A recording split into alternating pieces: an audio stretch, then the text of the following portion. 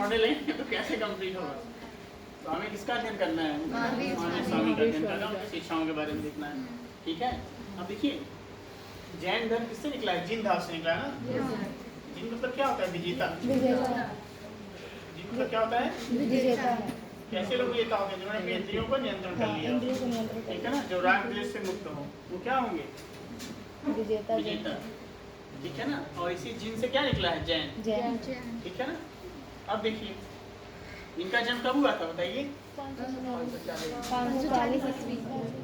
ईस्वी नहीं कहेंगे, ईसी कहेंगे। इसका अंतर मालूम है ना? ईसा मसीह के जन्म से पहले का समय बीसी का लगा था, उसके बाद का एडी का लगा। ठीक है। कहाँ हुआ था जन्म इनका बताइए?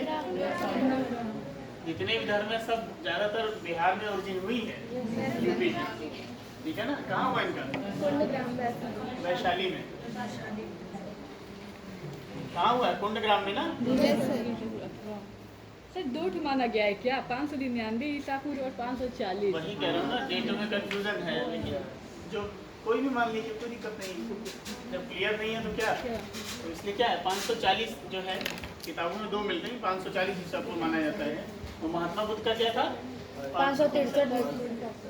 तो दोनों क्या थे? समकालीन थे कि नहीं थे? 10-20 साल का तो अंतर है। बड़े बड़े कौन थे? बड़े तो महात्मा बुद्ध ही होंगे 563 ईसा को। 504। कौन बड़े होंगे? महावीर स्वामी। महावीर स्वामी बीसी कैसे चलता है? बीसी उल्टा चलता है। बड़े कौन होंगे? महावीर स्वामी। कैसे मालूम समझे? ईसा मसीह के जन्म के 540 साल और वो 563 यानी कि इनसे 23 साल आगे मतलब बाद में वो आए। चलिए बड़े छोटे छोटे आइए। वैशाली के कुंडग्राम में हुआ ना, ठीक है ना। ये क्या था? इन्होंने 30 वर्ष की अवस्था में क्या घर छोड़ दिया। इनके पिता का क्या नाम था बताइए?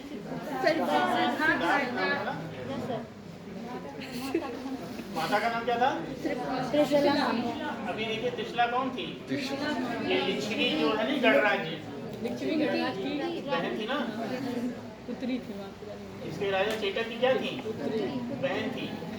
और इनकी शादी कहाँ हुई थी? मगध में। क्लियर है ना। तो क्या थे? राजा थे। वैवाहिक संबंध में क्या था? लिच्छवियों से था और मगध से भी था। ठीक है ना। चेटक किसके थे? बिंबिसार किसके वो थे? ससुर थे। तो क्या था? मगध से भी संबंध हो गया। ठीक है। और लिच्छवी क्या था? गणराज्य था। ठीक है ना। तो क्लियर। तो उन्होंने क्या किया? 30 वर्ष की अवस्था में क्या किया इन्होंने? घर बार छोड़ दिया। ठीक है ना। ज्ञान की खोज में निकल गए। तो फिर क्या हुआ? तो केवल 42 साल की अवस्था में क्या हुआ इनको? केवल मतलब क्या होता है? ज्ञान, मोक्ष। ठीक है ना। ज्ञान या मोक्ष। केवल देखिए मोक्ष को हिंदू धर्म में मोक्ष कहा जाता है ना। जैन धर्म में कैवल्य कहा जाता है। बौद्ध धर्म में क्या कहा जाता है? निर्वाण। ठीक है ना। इसी के कई नाम होते हैं। अब न्याय में देखेंगे तो अपवर्ग कहा जाता है। ठीक है ना। तो अलग अलग धर्म में क्या है? मोक्ष का अलग कॉन्सेप्ट है। यहाँ कैवल्य कहा जाता है। अब देखिए कुछ समय तो कोई कपड़ा पहनते थे, बाद में क्या हुआ? इनको ज्ञान हुआ कि नंगे ही रहना है, तो उन्हें बस तो सब त्याग किया। जैन देखते हैं जैनियों ना, जैसे हिंदू धर्म में भी है। जब आप संगम में स्नान करने जाएंगे तो अखाड़े गए होते हैं ना, वो नंगे ही चलते हैं। ठीक है ना। उनका स्नान होता है, किसी को स्नान नहीं करने दिया जाता। तो इसी तरह इनका क्या मानना था? जब तक कपड़े नहीं त्यागेंगे तब तक ज्ञान की प्राप्ति नहीं होगी। सर क्या ऐसा सही है? अब उनको ज्ञान प्राप्त हुआ होगा तभी उससे दान दिया। लेकिन आप ऐसा मत करिएगा, ज्ञान वैसे ही मिल जाएगा। अब देखिए हमें क्या लिखना है? हमें हिस्ट्री के पर्पज से लिखना है कि क्या इसका महत्व है जैन धर्म का और मुख्य शिक्षाएं क्या है। ठीक है ना। सर ऋजुपालिका नदी के तट पे सच है। ऋजुपालिका नदी के समीप जुम्बी ग्राम के को ज्ञान प्राप्त हुआ था। दोनों ही क्या था? दोनों को पीपल के वृक्ष के नीचे ज्ञान प्राप्त हुआ था। ठीक है ना। उनको बोध गया में प्राप्त हुआ था। उनको कहाँ प्राप्त हुआ था? ऋजुपालिका कहाँ? मैं पूछ रहा हूँ। चलिए कोई दिक्कत नहीं है, मुझे भी नहीं क्लियर है इस समय। फैक्ट मुझे भी नहीं याद है। सर बिहार है क्या? शायद बोध गया ही नहीं प्राप्त हुआ था इनको।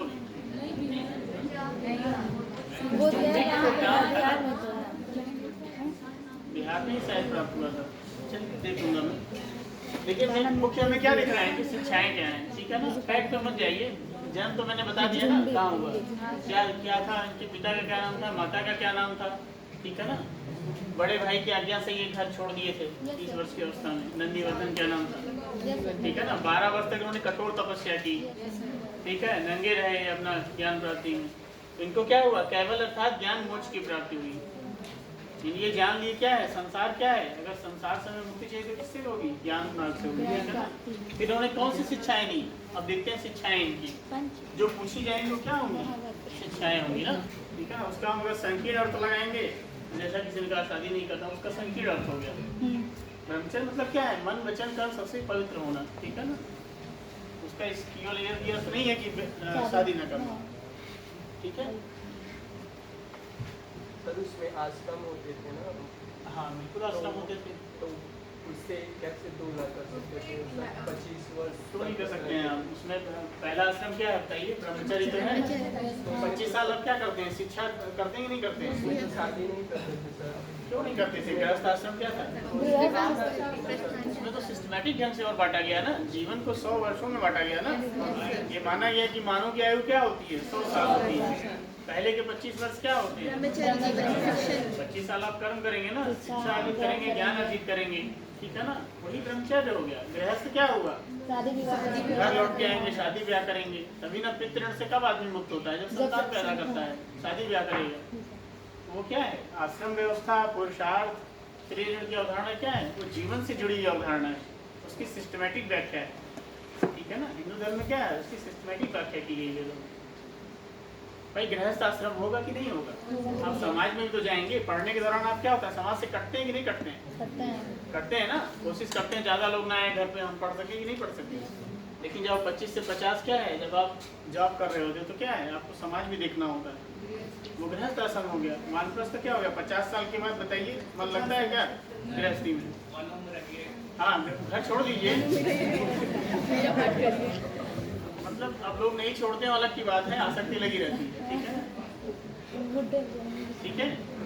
चलिए संन्यास में खाना पीना छोड़ दीजिए, बंद करिए, खाना पीना भी छोड़ दीजिए, त्याग दीजिए शरीर।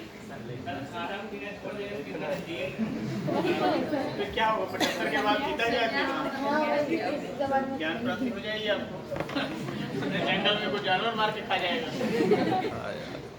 तो उधर जाएंगे तो फिर तो बहुत डिस्कशन क्या है ना कि वो विषय से हट जाएगा।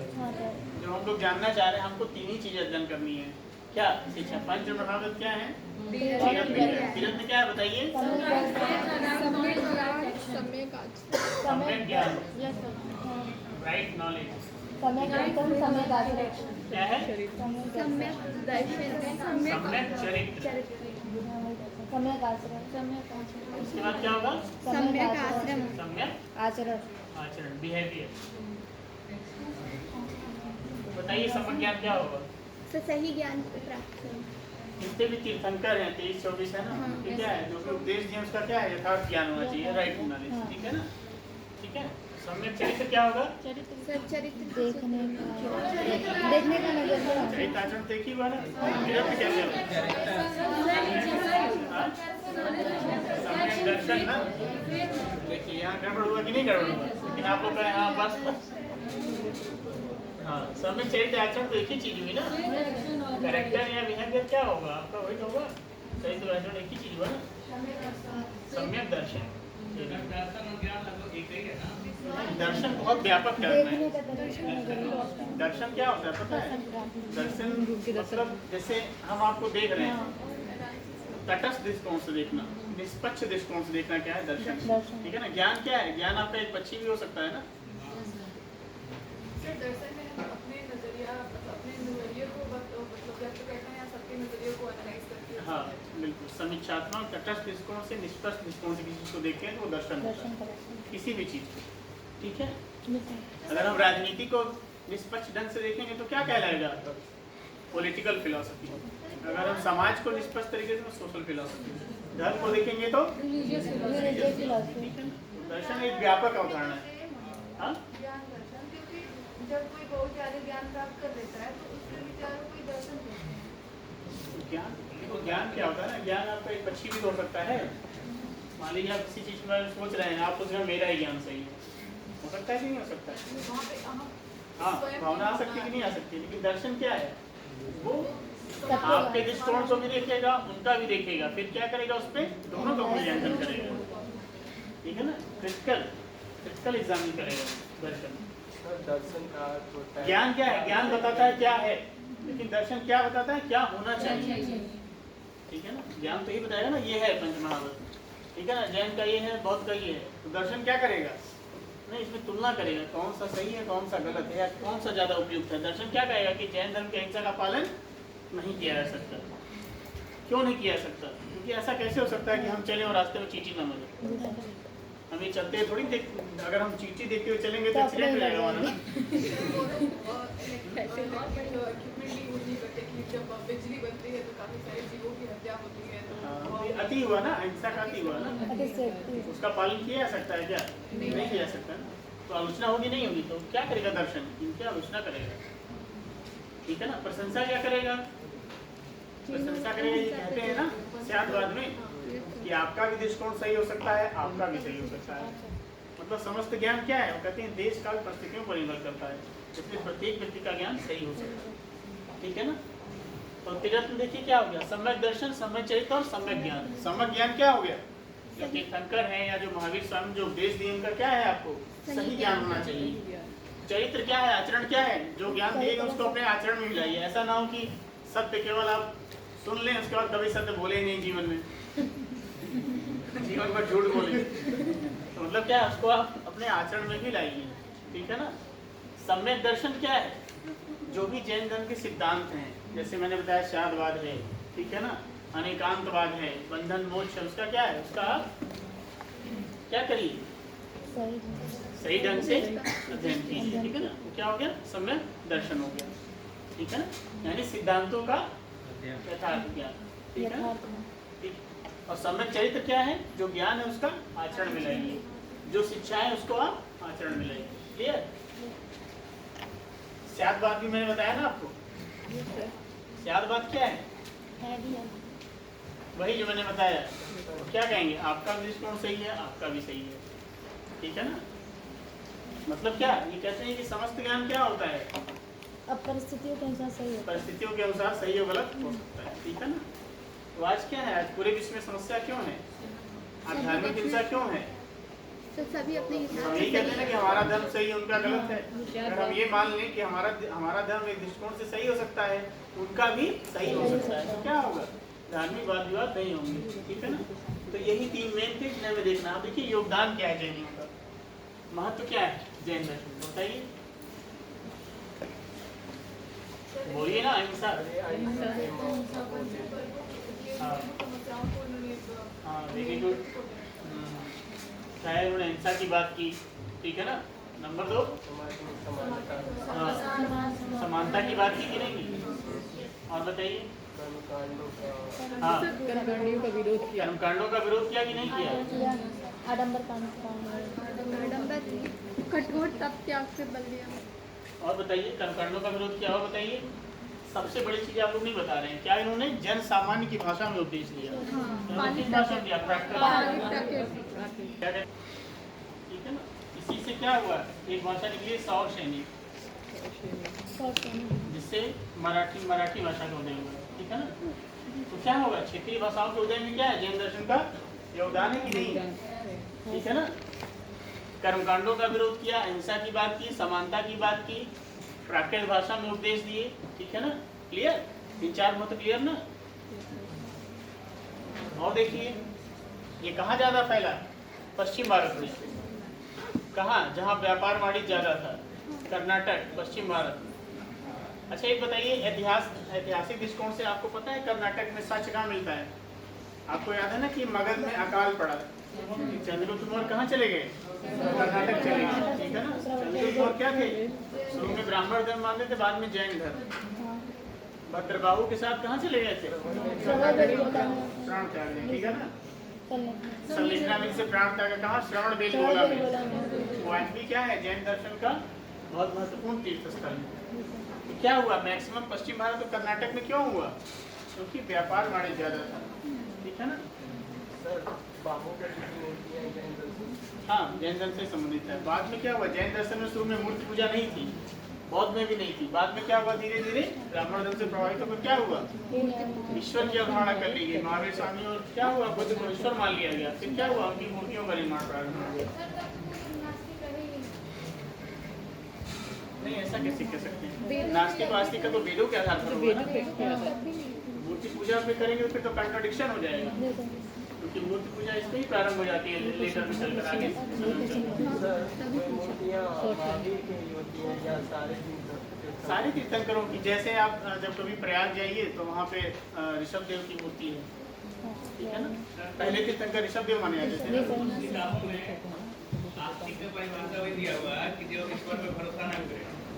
वो डिवीजन के कई आधार हैं, लेकिन सर्वाधिक मान्य जो है ना, एक्सेप्टेबल जो सर्वाधिक वो क्या है, जो मैंने बताया वेदों में। सर सैन्य सभ्यता में ऐसा माना गया है ना कि जो मूर्ति एक मिली है वो शायद ऋषभ देव की है। हाँ, ऐसा तो मानने से कैसे है, वो तो जैन धर्म वाले तो कहेंगे ही, सभी धर्म अपने अपने हिसाब से कहेंगे। ब्राह्मण धर्म भी कहेगा कि भगवान शंकर की मूर्ति मिली कि नहीं मिली है। हाँ, इसको मैं बता देता हूँ, वो तो बहुत बिल्कुल धर्म बता आएगा। देता हूँ। देखिए यहीं पे क्या हुआ, सर एक मिनट, अगर हम भारत में है तो आस्तिक और नास्तिक का परिभाषा करेंगे, वहाँ पे वेद है ही नहीं। तो वहाँ पे कैसे सर, माना वहाँ पे भी तो जाएगा? ध्यान मानते दिया हैं जीसस क्राइस्ट क्या है, भगवान मानते कि नहीं मानते। वो तो फिर ईश्वर के आधार पर। देखिए क्या है ना कि भारत में क्या है ना, पहले समझ लीजिए, इसको बहुत अच्छे समझ लीजिए। भारत में क्या है, भारत में धर्म का अर्थ ईश्वर से नहीं लिया जाता, हमेशा समझिए। धर्म एक व्यापक अवधारणा। यहाँ क्या है, यहाँ कर्तव्य को क्या कहा गया है, धर्म कहा गया है, ठीक है ना। जैसे वैशेषिक दर्शन में कहा गया है यतोभ्युदय निश्रेयः सधर्म, मतलब जिससे भौतिक और आध्यात्मिक दोनों कल्याण वो क्या है, धर्म है, ठीक है ना। लेकिन जब हम पाश्चात्य दर्शन देखेंगे या वेस्टर्न की तरफ जाएंगे तो क्या है, उसमें किसी न किसी अलौकिक सत्ता को माना जाता है। भारत में क्या है, धर्म का अर्थ केवल ईश्वर नहीं है, क्योंकि सांख्य और मीमांसा क्या है, ईश्वर को नहीं मानते, ठीक है ना। और वहाँ क्या है, वहाँ ईश्वर को अनिवार्य रूप से स्वीकार किया जाता है। यही इसीलिए क्या है, भारत में धर्म निरपेक्ष नहीं कहा गया, संविधान में क्या कहा गया, धर्मनिरपेक्ष कहा गया। क्योंकि धर्म निरपेक्ष कह देंगे तो कर्तव्य से विमुख हो जाना हो जाएगा ना। यहाँ धर्म का ईश्वर नहीं होता, वहाँ क्या है, पाश्चात्य में धर्म का ईश्वर होता है, ठीक है ना। ये अंतर। वे ऑफ लिविंग भी कह सकते हैं। हाँ वे ऑफ लिविंग। हाँ, बिल्कुल कह सकते हैं। भारत में यही है धर्म। जब आप इंडियन और वेस्टर्न फिलॉसफी में अंतर देखेंगे तो भारत में धर्म का मतलब क्या है, वे ऑफ लिविंग ही है। कैसे योग दर्शन बता रहा है, कैसे ये लोग बता रहे हैं, ये सब कहाँ है, ये सब वेस्टर्न में आपको नहीं मिलेगा। इस तरह की व्याख्याएं धर्म की नहीं मिलेंगी। वहाँ क्या है, धर्म को क्या समझा जाएगा, अलौकिक सत्ता से, ठीक है ना। वहाँ क्या करेंगे, देखिए अगर हम अपने धर्म की ईसाई धर्म से तुलना करें तो क्या है, ईसाई धर्म क्या मानता था सूर्य पृथ्वी का चक्कर लगाता है, बाइबल में ही लिखा गया है ना। लेकिन हमारे वेदों में आर्यभट्ट ने क्या बताया, पृथ्वी सूर्य का चक्कर लगाता है, यानी साइंटिफिक है ना हमारा धर्म, हमारी परंपराएं साइंटिफिक है ना। वो लोग, भारत में कभी धर्म के आधार पर युद्ध नहीं हुआ, लेकिन वहाँ क्या हुआ, प्रोटेस्टेंट और कैथोलिक संघर्ष हुआ, लाखों लोग मारे गए, ठीक है ना, हिंसा हुई। लेकिन भारत में ऐसा नहीं हुआ। क्यों नहीं हुआ, क्योंकि यहाँ ईश्वर की अनिवार्य स्वीकृति है। धर्म का एक पक्ष है ईश्वर, लेकिन सब कुछ ईश्वर नहीं है। धर्म के अंदर ईश्वर भी आता है, ये परंपराएं भी आती हैं, ठीक है ना। और धर्म हमें बताता भी है कि कैसे जीवन जीना है। जैसे महात्मा बुद्ध क्या कहते हैं, जीवन में दुख है ना, दुखी पार करते हैं ना, तो उसे दूर करने का उपाय भी तो बताते हैं, अष्टांगिक मार्ग बताते हैं, यही बताते हैं। तो हमें उसी रूप में देखना है, ठीक है ना। कहाँ मैं ये चीज बता रहा था, देखिए दिमाग से कर गया। कर्नाटक। हाँ, पश्चिम भारत कर्नाटक में, ठीक है ना, ठीक है। अब देखिए इनकी कमी भी तो थी, क्या कमी थी, अहिंसा पर क्या था, अहिंसा पर ज्यादा बल देते हैं, कठोर अहिंसा की बात करते हैं जो पालन करना संभव नहीं है। दूसरी बात, महावीर स्वामी क्या कहते हैं, कहीं ना कहीं ये वर्ण व्यवस्था का भी समर्थन करते हुए दिखाई देते हैं। क्यों, ये कहते हैं कि जो व्यक्ति कर्म करता है अच्छे या बुरे, उसी हिसाब से उच्च या निम्न कुल में जन्म लेता है। तो आप क्या कह रहे हैं, आप वर्ण व्यवस्था की तो बात कर रहे हैं, बात कर रहे हैं कि नहीं कर रहे हैं, है ना। जबकि क्या है, महात्मा बुद्ध ऐसा नहीं कहेंगे, ठीक है ना। वो नहीं कहते हैं कि कोई, वो कहते हैं कर्म से ही कोई उच्च या निम्न कुल में पैदा होता है। मतलब ऐसा नहीं कि आपके पूर्व जन्मों से निर्धारित हो जाएगा, आपने अच्छा कर्म किया तो आप ब्राह्मण जन्म पैदा हो गए, ऐसा नहीं होगा, ठीक है। चलिए अब हम क्या देखेंगे, बौद्ध धर्म, ठीक है। सब लिखना वही संन्यास में सब प्राण त्याग यहाँ सब लिखना खाना होगा। पीना सब अच्छा देखिए मैं वो बता रहा, देखिए वहाँ से छूट गया वो पॉइंट, देखिए आपका जो पॉइंट जो है ना, अच्छा पॉइंट उन्होंने उठाया कि श्वेतांबर दिगंबर में क्लासिफिकेशन है ना। श्वेतांबर जो श्वेत वस्त्र पहनते हैं, दिगंबर जो क्या है नंगे रहते हैं। महावीर स्वामी क्या थे, दिगंबरी परंपरा के थे ना, वस्त्र त्याग दिए थे ना। उनके पहले तीर्थंकर क्या था, वस्त्र नहीं त्यागते थे, उन्होंने क्या किया, वस्त्र त्याग किया। हाँ मैं कहा था कि चंद्रगुप्त मौर्य ने क्या किया, अपने जीवन के अंतिम दिनों में क्या किया, भद्रभाव के साथ कर्नाटक चले गए। अकाल पड़ा था मगध में, पटना के क्षेत्र में अकाल पड़ा था, तो क्या कहाँ चले गए, कर्नाटक चले गए। वहाँ अपने प्राण किससे त्यागे, संलेखना से, मतलब खाना पीना सब छोड़ दिया। तो क्या हो गया, अगर ब्राह्मण धर्म में संन्यास का आया तो वहाँ क्या कहा गया, संलेखना, ठीक है ना। उस विधि से उन्हें प्राण त्यागे, ठीक है। और वही 300 ईसा पूर्व में क्या, 300 ईसा पूर्व का समय मतलब अकाल पड़ा था, 300 BC। तो जैन धर्म किसमें डिवाइड हो गया, श्वेतांबर और दिगंबर में, ठीक है ना। इसी तरह जब हम बौद्ध धर्म में आएंगे तो उसमें क्या होगा, हीनयान, महायान, हीन बढ़ जाता है ना, कनिष्क के समय में हीनयान महायान, वो हम फिर बौद्ध धर्म में देखेंगे, ठीक है ना। क्लियर, इतना समझ में आया ना सबको।